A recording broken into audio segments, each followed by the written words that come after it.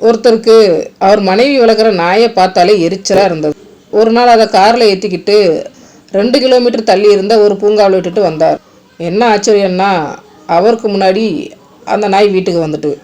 கடுப்பானவர் அடுத்த நாள் அந்த நாயை 10 கிலோமீட்டர் தள்ளி இருந்த ஒரு மைதானத்தில் விட்டுட்டு வேறு பாதை வழியாக வீட்டுக்கு வந்தார்.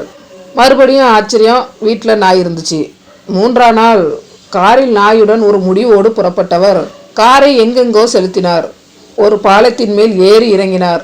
இடப்பக்கம் திரும்பினார், வலப்பக்கம் வளைந்தார். இப்படியாக ரொம்ப தூரம் போய் ஒரு தெருவில் அந்த நாயை பிடித்து தள்ளிட்டு வேகமாக காரை திருப்பிட்டு வந்துட்டார்.